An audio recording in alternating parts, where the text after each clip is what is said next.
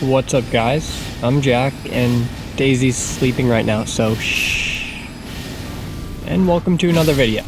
I'll have her say hi in a little bit. So, it's mid-December, and although it doesn't feel like it, it's kind of getting near Christmas time. Pretty crazy, it feels like it was June, like a week ago. And we don't really get winter weather here in South Carolina, so, yeah, it doesn't help either. Anyway, since it's near Christmas, I thought I'd do a couple of Christmas-themed runs, so the first one I was thinking of was Krampus. I'm sure we've all heard the name before, the quote-unquote evil Santa. And really, he's just a dude that goes around and beats bad children with a bundle of sticks. Or a switch, if you want to call it that. And, you know, he's gotten pretty popular in media nowadays, so might as well do a run as him. So what are the rules of this run? Well, first, of course, we gotta look like Krampus, so I got these horn thingies. When I looked up photos of him, most of them had horns. But the main rules of this run are we can only use sticks, as well as the thorn whip. I thought that would fit pretty well with this theme, and I've also never used it. The next rule, no summons at all except for Alexander because he's awesome. I have to get all remembrance bosses in the base game, no damage buffing incantations, and no glitches. So we start at Godric the Grafted, and I'm using the club for this one. Basically what I'm thinking, oh, Daisy's awake. Come here. Say hi. Nice. So anyway, I've picked out a couple of different weapons for this run, so the club being one of them just because it's your average thick stick. The Death's Poker is a really good stick, so we're going to be using that at some point whenever we're strong enough to go defeat the boss to get it. The Thorn Whip, as well as any Thorn sorceries, and the Staff that boosts Thorn sorceries. So Godric wasn't very difficult, he usually never is.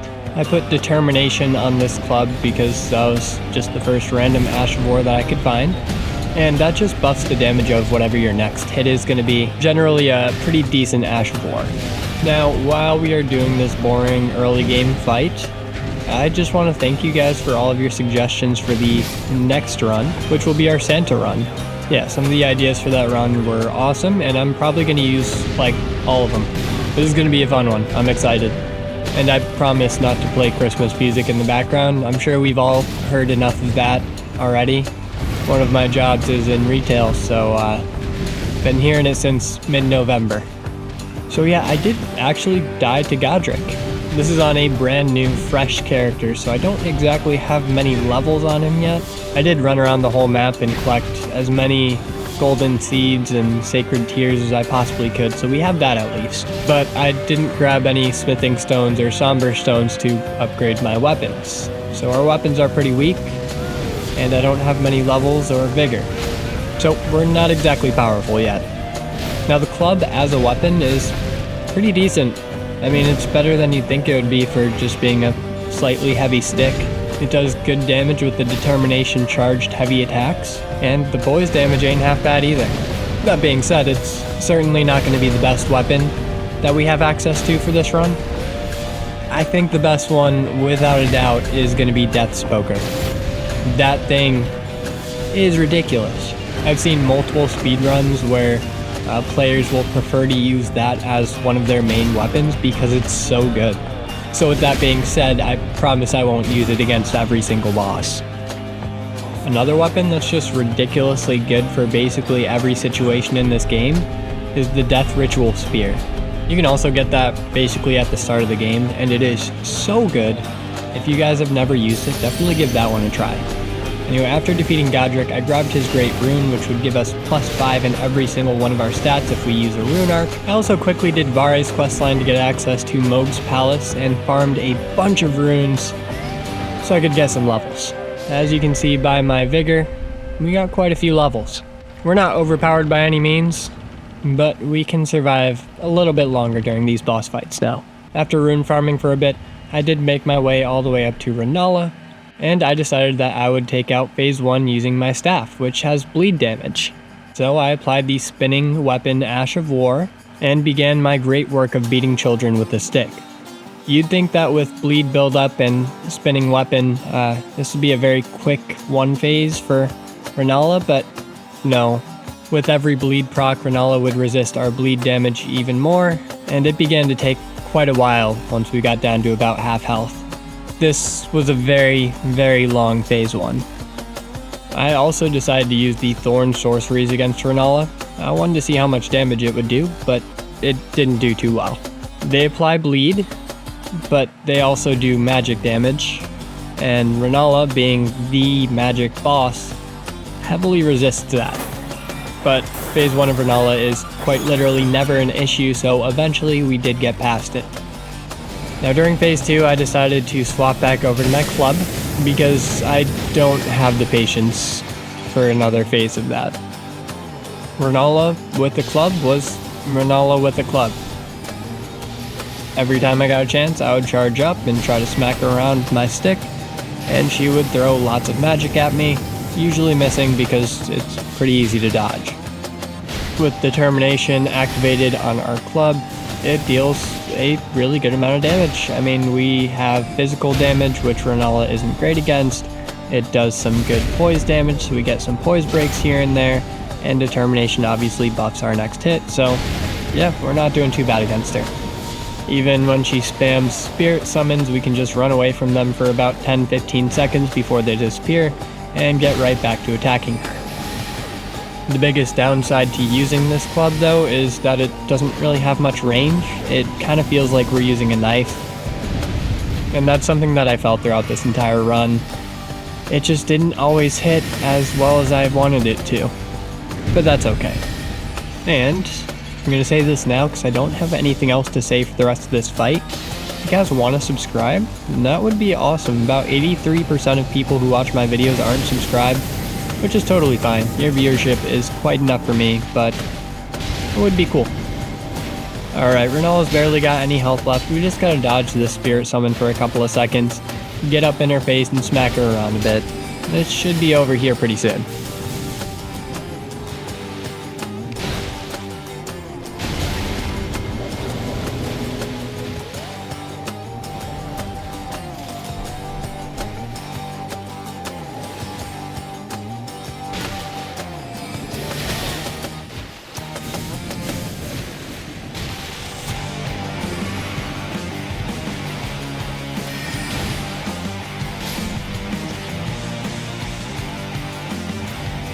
Okay, so after Renala, we're going to go ahead and fight this Deathrite bird, and I applied the Sacred Blade Ash of War to my club because holy damage does so much against these guys. And this specific Deathrite bird near Redmane Castle in Caelid is the one that drops the Death's Poker. So after taking him out, we are able to use this weapon against future bosses, and again, it is incredible.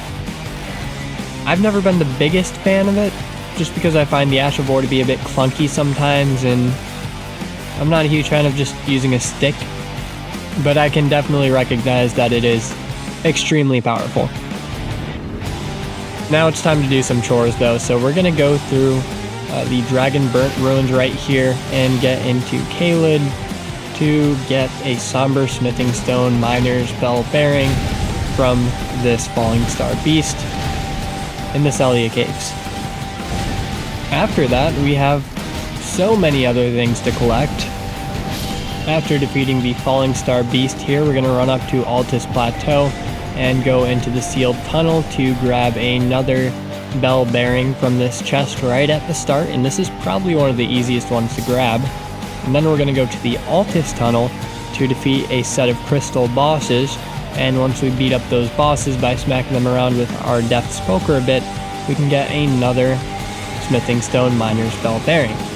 And either the club or Death's Poker would have been fine against these guys. I chose the club for whatever reason, and it worked pretty well. I grabbed the other Smithing Stone Bell Bearing off screen, and then go back to the round table hold to upgrade our weapons. I upgrade the Death's Poker to +6, which is pretty decent for this part of the game. I could go ahead and grab the other Somber Smithing Stones and max it out, but I don't feel like doing that. And I upgrade the club to +9. And with this massive increase in damage, I feel ready to take on Radahn. So we head to Redmane Castle and begin the Festival of Radahn. And this is always a pretty easy boss fight. I really wish I could have experienced Radahn pre-nerf when Elden Ring had just come out, but I suppose there's probably a mod for that somewhere, but that takes effort. Anyway, with Death's Poker, as long as we can get an Ash of War off, we're basically set. The Ash of War is really what does a lot of damage here, though the base weapon itself isn't bad either. The Ash of War does take a pretty significant amount of time to get off though, so at least for now we're going to stick with jump attacks. If we get a good opening, we will use that Ash of War though, like right here. And I messed it up twice. That being said, it still did some decent damage to him. So essentially, you use the Ash of War button, and then you have an option. You could use the light attack or the heavy attack. The heavy attack releases a giant ghost flame explosion right in front of you, dealing pretty massive damage. And the light attack releases a ghost flame line on the ground, which does damage over time and applies frost. For most situations, the light attack is significantly better. As strong as it is though, it is somewhat inconsistent because if you're standing on any sort of angle, it won't always work. It's totally fine though, this weapon is going to carry us through most of this game. Hypothetically, if we were to get one light Ash of War off and Radahn were to stand in it the whole time, he would probably be dead right now. It would take out that much of his health from a single Ash of War use. And remember, it's not even fully upgraded. It's a great weapon.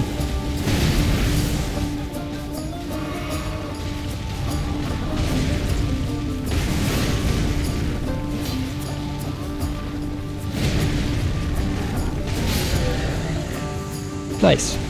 Now before we leave the battlefield, I do want to talk to Alexander over here, because he's great, and I want to do his quest line. Love this guy. And then we head on up to Altus Plateau to fight the Draconic Tree Sentinel, who does defeat me a couple of times, but that's fine. It's whatever.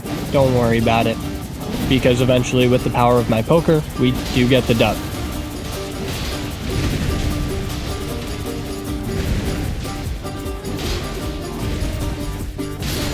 With the Draconic Tree Sentinel dead, we can head into the city and up towards Morgott.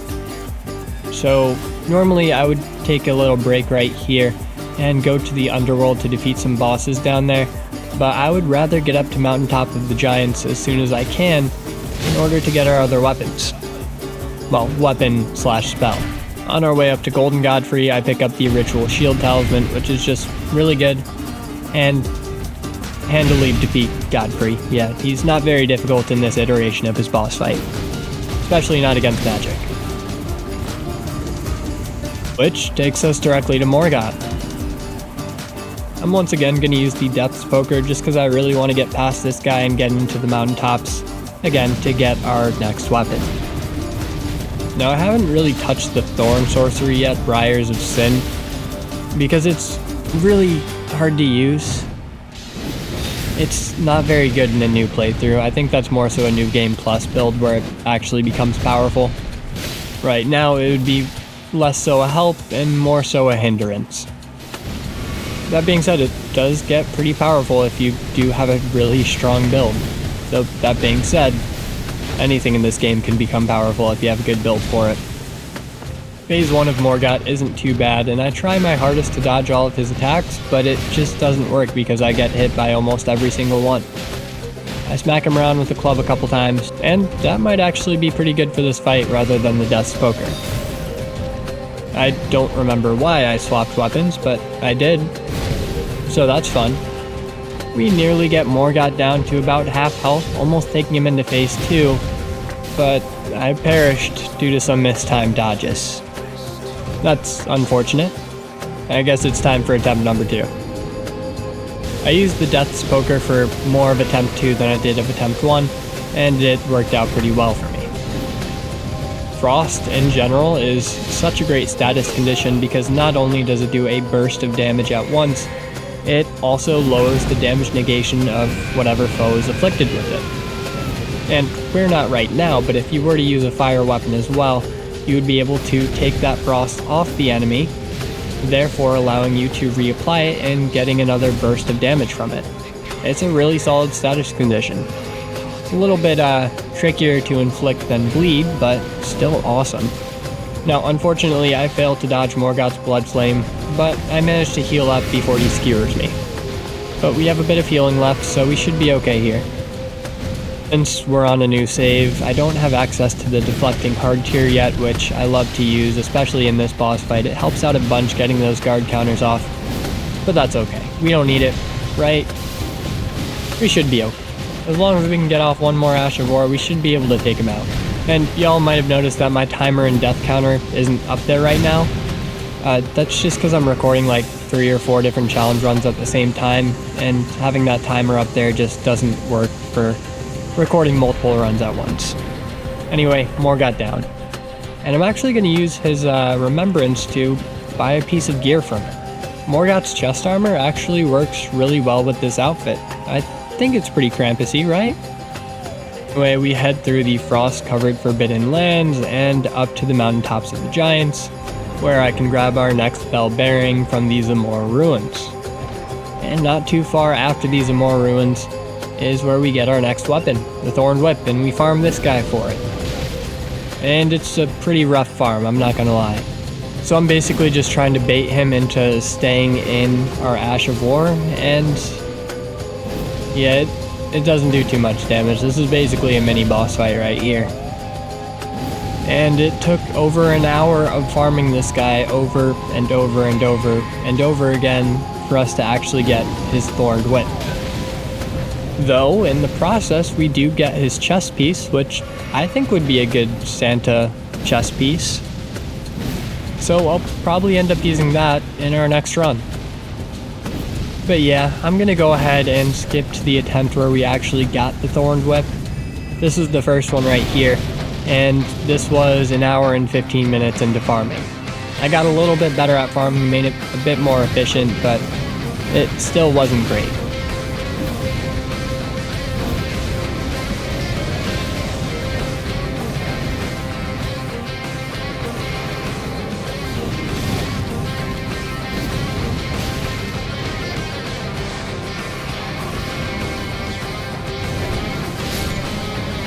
There we go, Thorned Whip. Now I can go ahead and upgrade that to as high as I can get it, and we're gonna head underground next. I have a bunch of bosses to take care of down here, and like 2 entire quest lines to take care of. So we head down to Nokron, fight this mimic tier over here that's kind of dressed like Santa Claus. I don't know why. I don't know what happened here, but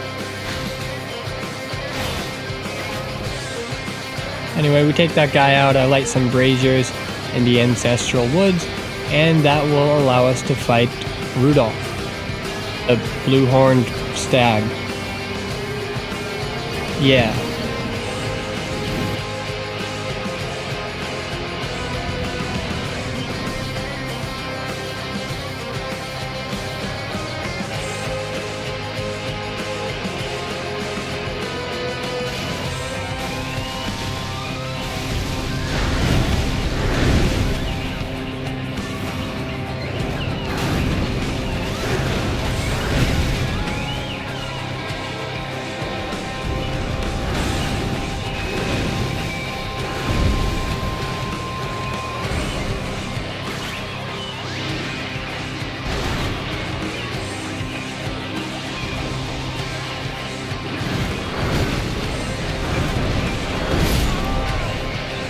Yeah, our first attempt did not end in success. No. Oh yeah, I also got the Briars of Punishment. That's another Thorn sorcery, Thorn incantation. And it's slightly better than the other one. It has some pretty good range, but our stats aren't nearly good enough to make use out of it, unfortunately. And you know, as I do these challenge runs, I do gain a bit more respect for the Regal Ancestor Spirit here. He still doesn't feel like a Remembrance boss, but I do really like the boss fight.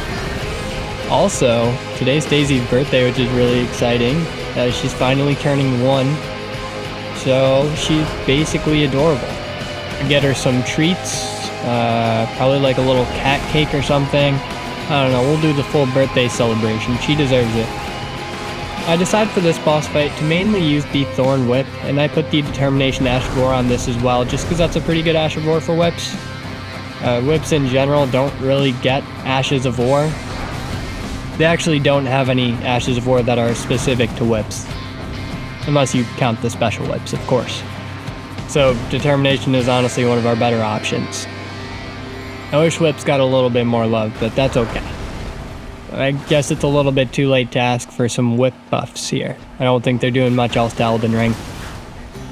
The Thorned Whip, though, like basically every other whip in the game, applies bleed, which is pretty good. And it just has decent damage overall.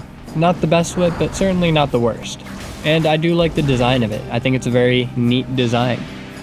And against this Remembrance boss, it's doing alright. It's not bad at all. And Determination maybe isn't as good as I thought it was for whips, because, well, the point of whips is to get a flurry of quick attacks off, therefore applying lots of bleed. But Determination makes you play a lot more slowly.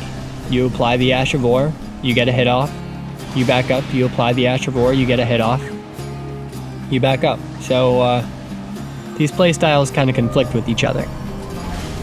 So throughout my fights with this whip, I was trying to decide which one worked better. You know, I've gone basically this entire video without talking too much about Krampus, so according to ChatGPT, which is what I mainly use for research nowadays, Krampus is typically depicted as a horned, demonic figure with a grotesque beast-like face, sharp teeth, and a long, lolling tongue.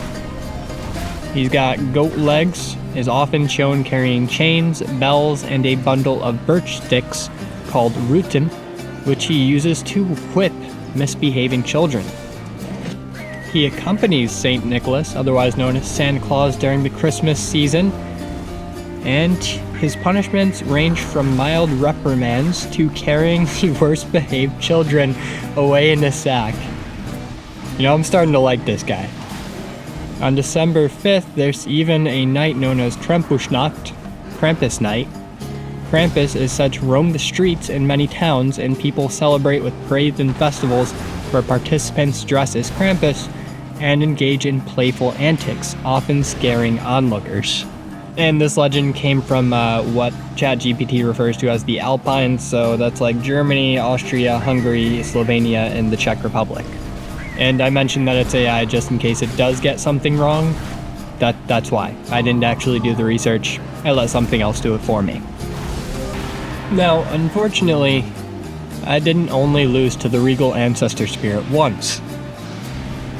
I actually lost to him twice. Yeah, that roll attack really came out of nowhere. Spooked me a bit. Eventually, we got him pretty low, and with only a couple more lashes from our whip, we are able to take him down. And with that, I wanted to move on to the mountaintops of the giants to fight the fire giant. Immediately after the fire giant is the crumbling Baramazula, and that's where I'll find the last miner's bell bearings that I'll need. Now before I fight the fire giant, I want to talk to Alexander up here in Seathwater Terminus so that our good buddy can help us out during this fight. Now I want to make it clear, this fight is very, very, very possible without the help of Alexander, especially with something like Death's Poker. I just summoned him because he's the best. He's just a great dude. I like having him here. So let's fight the fire giant. Now thankfully one of the fire giant's greatest weaknesses is frost. And we have a very powerful weapon that deals frost damage. That being said, he does like to move around a lot, so getting him to stand in that Ash of War for an extended period of time might prove to be difficult. Though I think once we break his ankle brace right here, we should be able to get a light Ash of War off, and that'll deal some hefty damage. Well, maybe not as much as I thought, but still pretty decent. Can't believe it's already December 9th. Time is so weird. By the time you guys see this, it'll probably be like December 14th or something. Oh my god, which means the Santa video will release on my birthday. That's crazy. Okay, that's exciting. So with the power of frost that lay within my Death's Poker, I poked the fire giant many a time until he was nearly down to his second phase. Even though our Ash of War is kind of slow and clunky, tough to get off during this fight, the fire giant is also pretty slow and his attacks are very well telegraphed, so we can read them and dodge in quick succession. So rather than focus on using the Ash of War for this fight, I'm just going to go ahead and use some heavy attacks and jump attacks. And some light attacks in there too, might as well, you know? And that should take us right into Phase 2. Now when Phase 2 starts, I do have an idea, and we should be able to get a nice light Ash of War off right where his hand lands up here. At the start of Phase 2, he always puts his hands down right in this position, so it's never a bad idea to prep an attack for that. In fact, I often see Bushy throw sleep pots there during his... Ow! Daisy just jumped and clawed me by accident. Okay. Anyway, I often see Bushy throw sleep pots out his hand there during the start of Phase 2. And I think after this fight I might take a little bit of a break and bake some cookies. Christmas cookies are the best part of Christmas in my opinion. And the rest of the desserts, not just the cookies.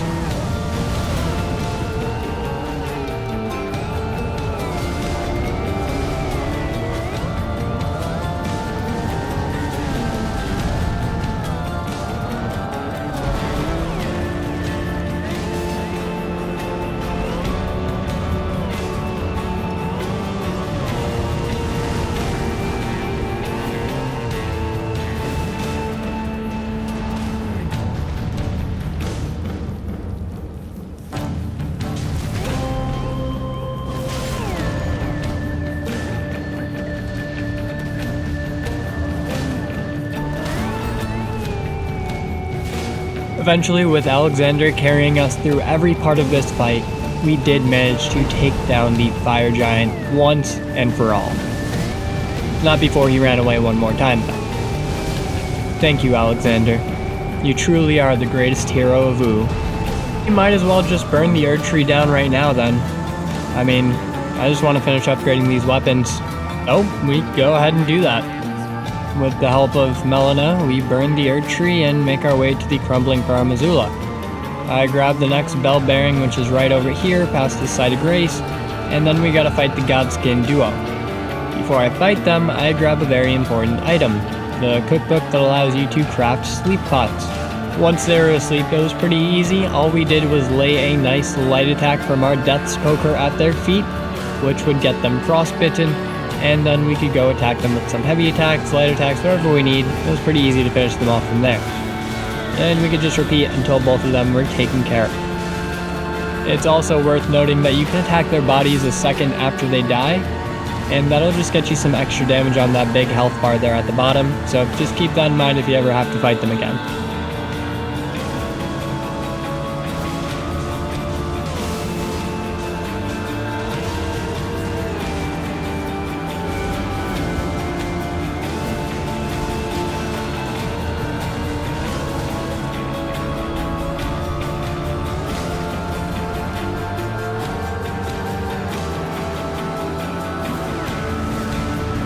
Cool. Well, now I can basically fully upgrade all my weapons, so that's great, and I feel more confident to take on Estelle. Before I can fight Estelle, I gotta go through the Gargoyle duo, and I smack them around with my tiny stick for a little bit, and yeah, that was a pretty easy fight. This area of the underworld takes us to Forsax and Estelle, but before I fight either of them, I really want to get some free roads. So I go in this little ant den, and I destroy all these big, gross ant thingies, and we get a lot of runes and rune arcs. Cool spot. That'll get us at least a few levels. I safely ascend the roots to grab the Site of Grace at the top of here, and then head back down to this stone coffin where we can fall down a white milk waterfall, go through a nameless eternal city, find our way into the Lake of Scarlet Rot, make our way across there, and that's where we find another stone coffin that we lay inside of, and go down another waterfall, though this one is a scarlet rotted waterfall. And that takes us to where Estelle is. So for Estelle, I'm going to be using the Thorn Whip. Never really used the whip against Estelle, this could be fun. So immediately after starting the fight, I get hit by not one, but two of her face lasers. I guess I just forgot how to dodge there. I activate Determination on my whip, and that'll get us some extra damage on our next attack. Plus, if we hit her in her big face skull, that'll do some decent damage. It's got a nice crit multiplier. Yeah, that's actually pretty good. I thought the damage was going to be so much worse. Plus, this whip does inflict bleed buildup, so after, a couple of whips from our whip, we should be able to get a bleed off, which would be very nice. And it was during this fight that I learned maybe determination isn't great for a whip after all. Or maybe that it's just not as necessary as I thought. We take Estelle down to about half, and then she teleports away to summon her meteor storm, which is actually pretty easy to dodge. If you get close to her and then just start spamming dodge, you're basically pretty safe. Staying up close and personal to Estelle is usually a pretty good plan for beating her. Her attacks are pretty easy to dodge when you're up close. That being said, there is one teleporty grab attack that just does a ridiculous amount of damage, so we do have to be careful of that. Overall, this is a pretty efficient weapon for this boss fight. I like it. A nice thing about this whip, and just whips in general, is their range. So for bosses that might have a slightly more difficult hitbox to hit, whips can really help out with that. And I'd say that was a pretty helpful aspect for this fight. So Estelle once again teleported away and got directly behind us, and I thought that I dodged straight through her grab attack, but I was mistaken. So she grabbed me and took me out from almost full health. The next attempt she tried to grab me once more, though this time I did dodge through it right after getting a bleed, which took her down to barely any health. We have determination on our whip, which just did a ridiculous amount of damage, and before she could escape, we took Estelle down. Not bad. Now we go back to Liurnia to get to Ranni in order to start her questline, which will allow us to fight Fortisax later on in this run. So we run through the manor, fight Loretta over here, and I actually used the Thorn Sorceries to defeat her this entire boss fight. And it was okay. It was like fine. But it worked. So without much trouble, we took down Loretta and made our way up to Ranni. We spoke to her. She gave us her blessing to open this chest that's in the underworld.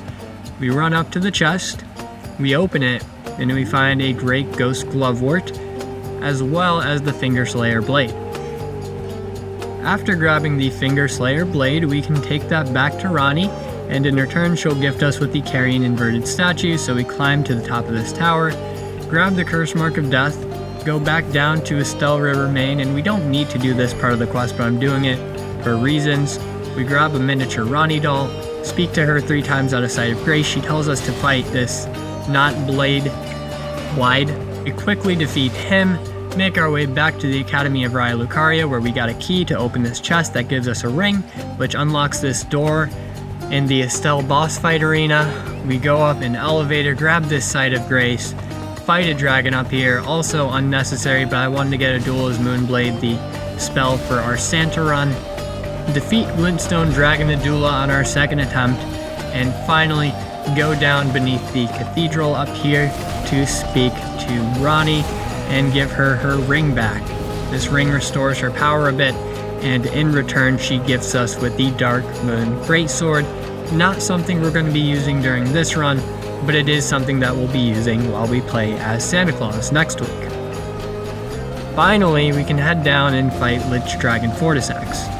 Though before we can, we have to defeat Fia's champions, which wasn't a very difficult fight. Some AoE attacks from our AoW defeat the champions post-haste. I don't know what that means, but I think that's the right way to say it. We then speak to Fia for what feels like 5 minutes straight before we can fight Fortisax, enter her deathbed dream, and here we go. Fight of our life right here. And we're once again using the whip, because why not? I don't feel like using the club right now, and I just used the Death's Poker a bit, so whip time.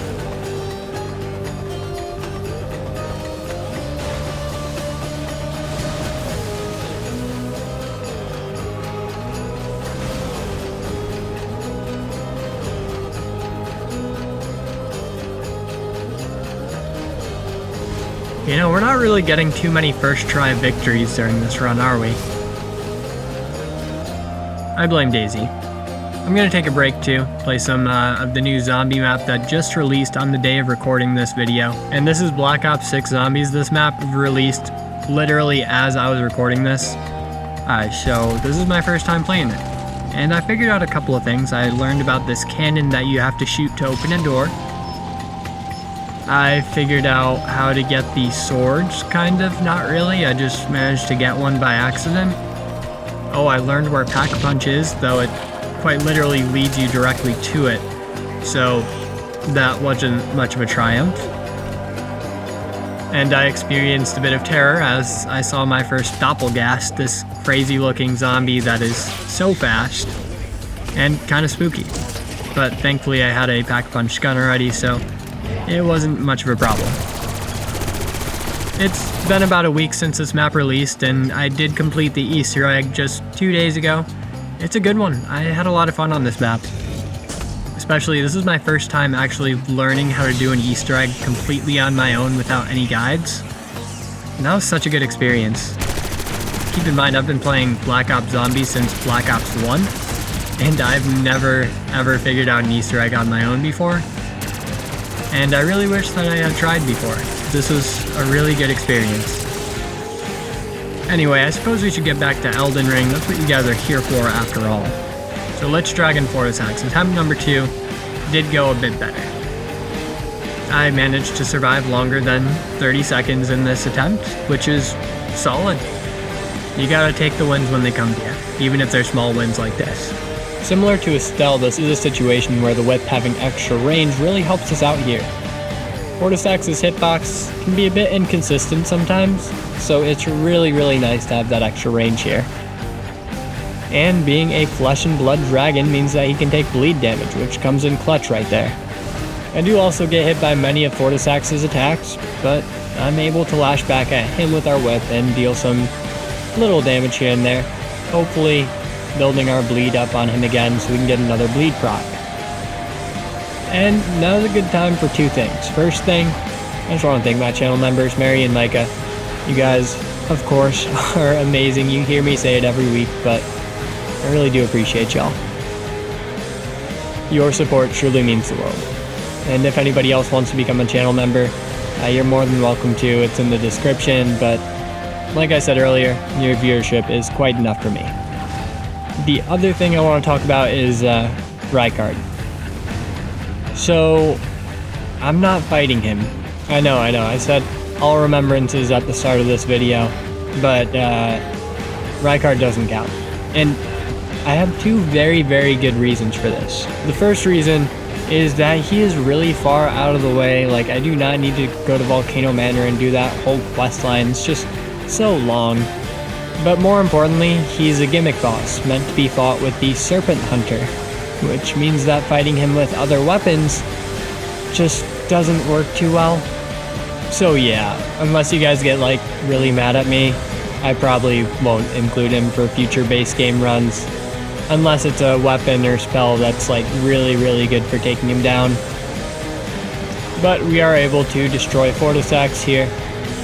And we can continue on to the Crumbling Farum Azula, because we have a couple of bosses in there that we need to fight as well.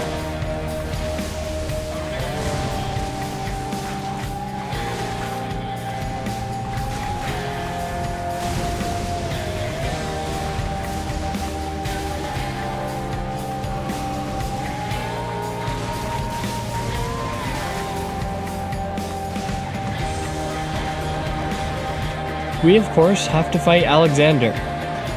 So we're gonna finish up his questline, and this is where we find him, staring at a tornado in the Crumbling Farum Azula. He challenges us to a duel to see which warrior is the strongest. Unfortunately, it's a duel to the death, and we have to destroy Alexander Iron Fist. You've earned your rest, champion. He truly is a hero of heroes. Malekith, however, is kind of a dick.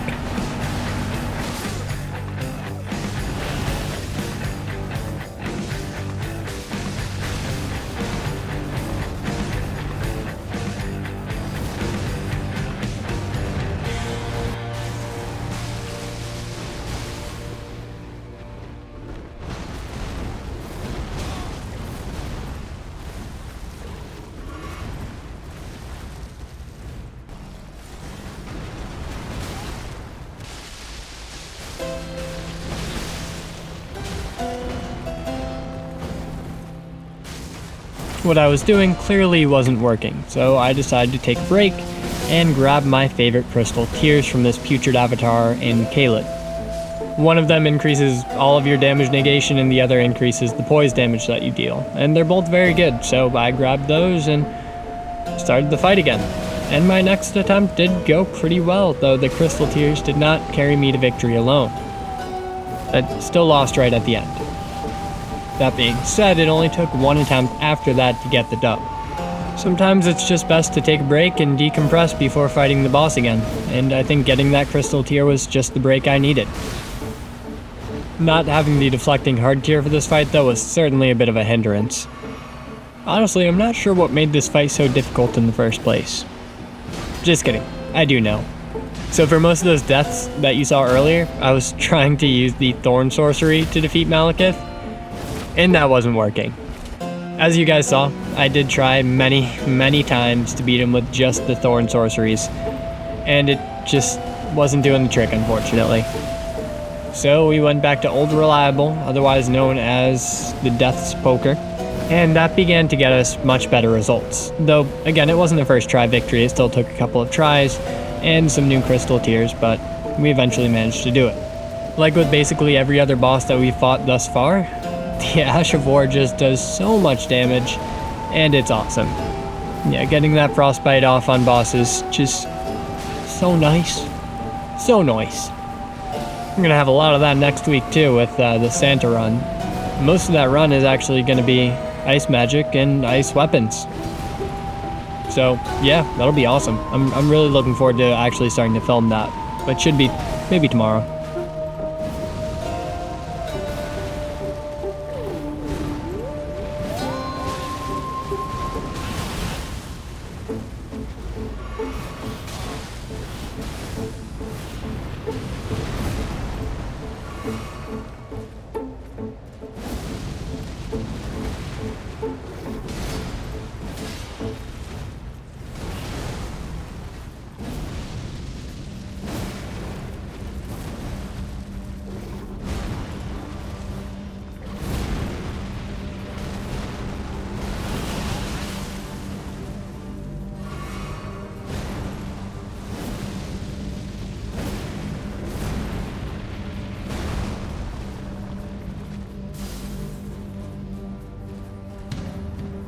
I think it's about time for our snack break, and this might be a quick one. So today I'm going to make some snickerdoodles, and basically we have all of these ingredients. I'll just put them in the description below, because I'm not saying all that.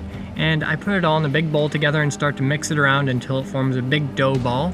And once we have that dough ball, we can preheat the oven to 375 and put smaller dough balls on our little cookie sheet. They're roughly golf ball shaped, maybe smaller. We bake them for about 10 minutes and then top with cinnamon and sugar. I didn't have cinnamon, so we're just gonna have to do sugar, and it actually came out really good. They're delicious and perfect, and I love them. Okay, back to the run, and defeating Malekith takes us to Lanedell Ashen Capital, where Sir Gideon Ofnir waits for us. And it really didn't take too long. We just whipped him a couple of times and he just died. Yeah.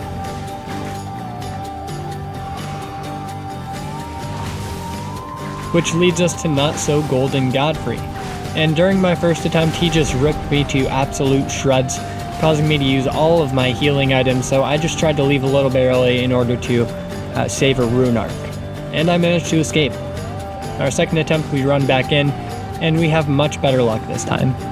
So we're going to be using the club for this fight, just because I haven't really used it in a while, so I wanted to get some more use out of it here. And the damage was not nearly where I wanted it to be.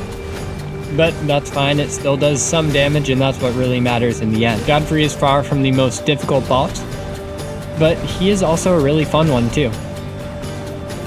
Especially in the first phase. It's very easy to read and dodge his attacks, and get some jump attacks off, which can cause a poise break pretty quickly. It is nice. Phase 2 can sometimes get a bit scary when he is just mindlessly running at you trying to tear you to shreds. But overall it's not too bad either. I'm just saying, if poor Lou was sprinting at me trying to literally rip me apart with his bare hands, I don't know what I'd do. that would be insanely terrifying. Probably scarier than 90% of the bosses in this game. A few more hits should take us into phase 2, and again, that is where things get scary. My strategy for phase 2 is literally just to run away until we get an opening. And sometimes it works, and sometimes it doesn't, but that's okay. Daisy, do not eat a wire. That's gonna cause an electrical fire. Are you trying to burn down my apartment? Be honest. She really wants attention right now. What was that? Speak louder. You're ridiculous. Ow, put the claws away, Jesus. She just walked up on my lap with her claws out. Freaking hurt. I know she didn't mean to hurt me, but still. Ugh.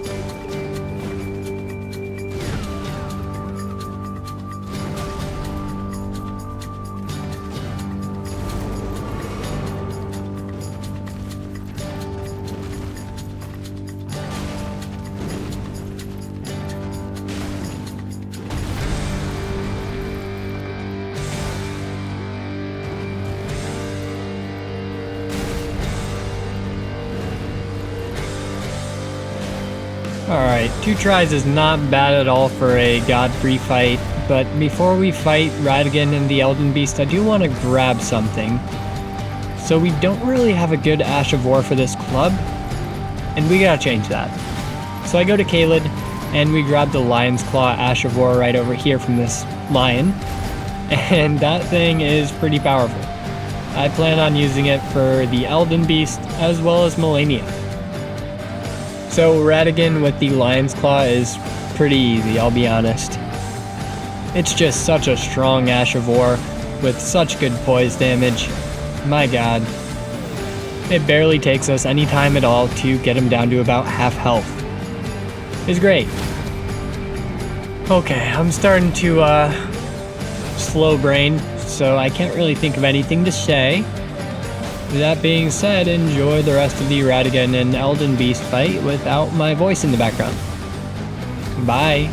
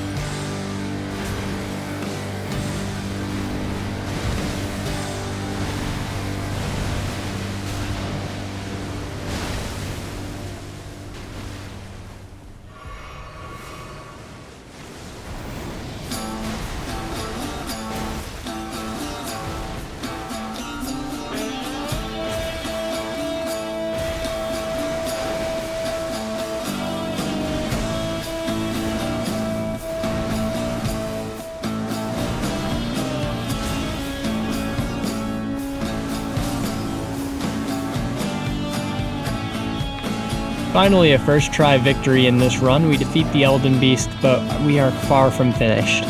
First thing we do is defeat Eleonora over here to grab her crystal tier, which is good for the Moog fight. I say good for the Moog fight, but what I really mean is it's necessary for the Moog fight. She was surprisingly easy to defeat. We grab that crystal tier, head down into the underworld, and eventually find our way to Moog.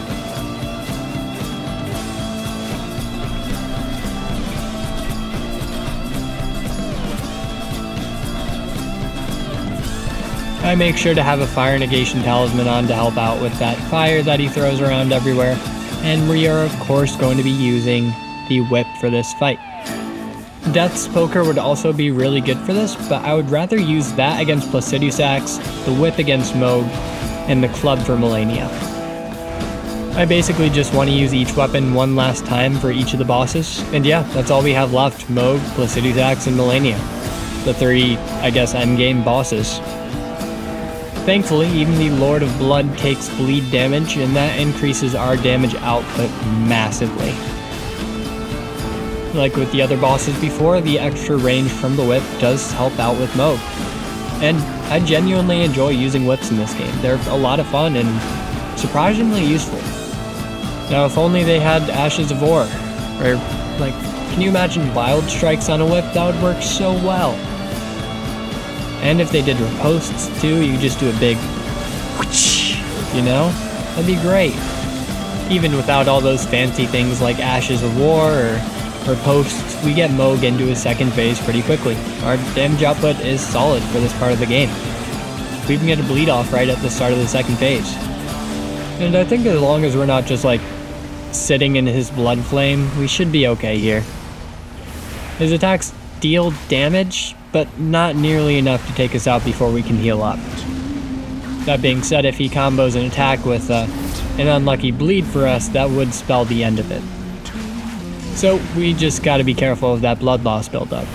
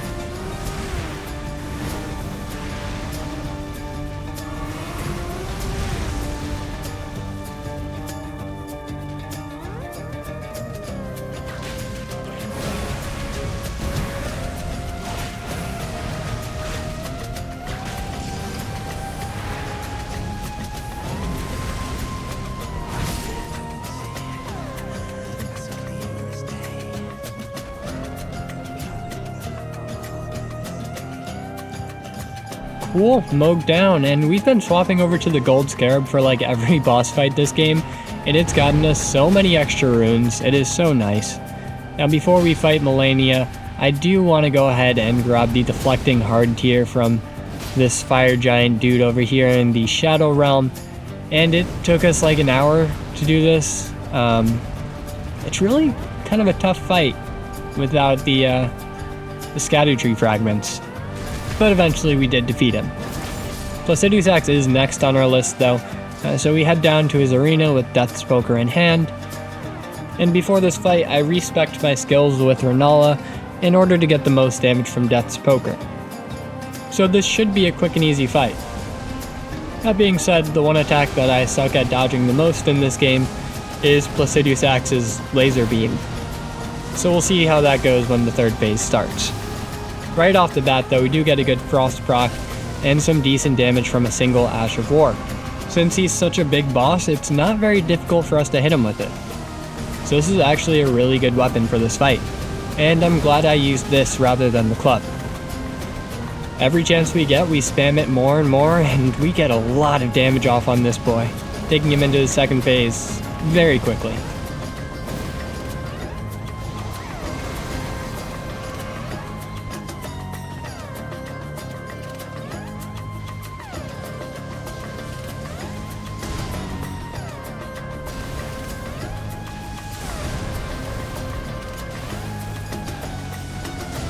We thankfully managed to dodge all of his attacks as he's teleporting back to us, and even escape his fire breath and get behind him to get some Ashes of War off on him.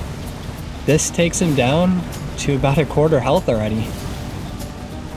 This is such a good weapon.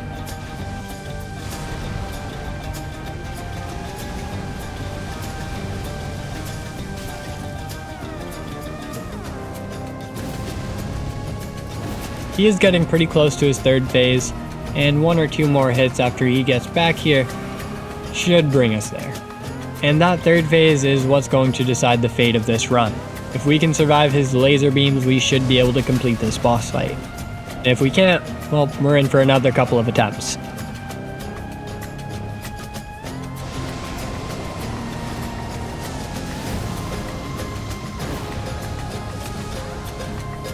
And in the comment section of my last video, I did get some really good advice on how to dodge these laser beams, but I had already finished recording this by the time that video had come out, so I didn't get to test out that tactic during this fight, but for the Santa fight, I certainly will. Regardless, I did manage to survive, and this should seal his fate. Other than that one attack, this boss fight is generally pretty easy, though he does have a lot of health.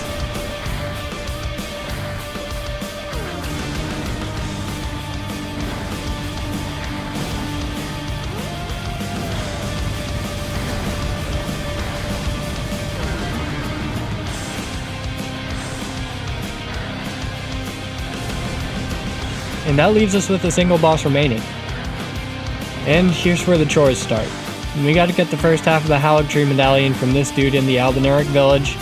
Then we gotta go up to the snowfields to destroy Commander Nile right here, get the other half of the medallion, which takes us to the Grand Lift of Rold, where we use this secret medallion to get to the consecrated snowfields. We then get to the consecrated snowfields, do the puzzle in the liturgical town, teleport to the secret Hallowed Tree place, fight a boss there, and this part's optional. I climb up this ladder onto this rooftop right near Malenia's battle, and this allows us to grab the Dragon Crest Great Shield Talisman, which increases our physical damage negation by the utmost. Hands down one of the best defense talismans in the game. That being said, I did die a couple times on the way here, but that's okay, because eventually we would make it to Malenia. Let's finish this fight.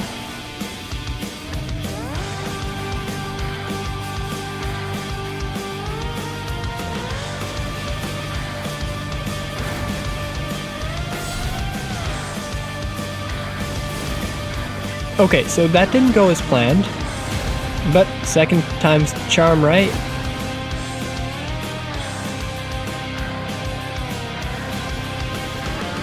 Okay, cue the death montage.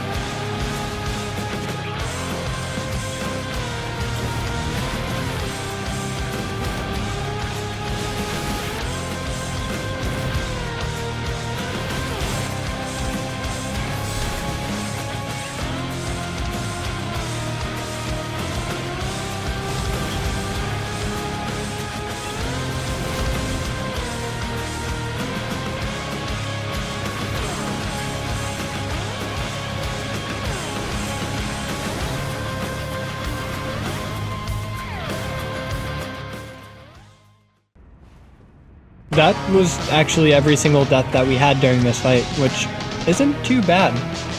It only took me about an hour to get this run. And the deflecting hard tier plus Lion's Claw is such a great way to fight Malenia. It is so much fun.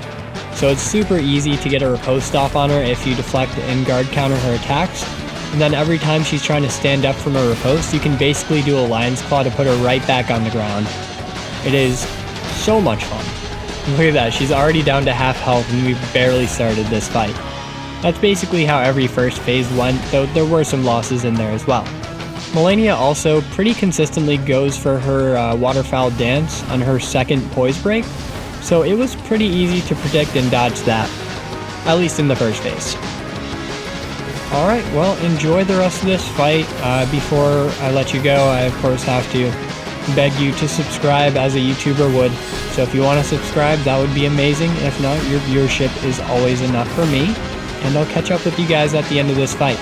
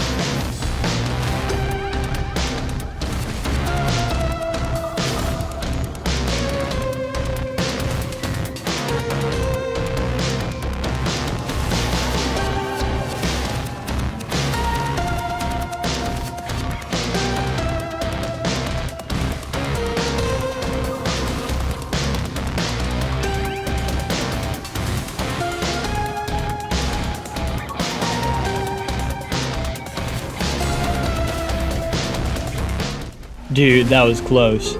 Oh man, that was a fun fight. I'm glad we won though. And with that, we have defeated all of Elden Ring as Krampus. Except for Rykard, but he doesn't count. Thank you so much for watching, and I hope you guys have a good one. Peace.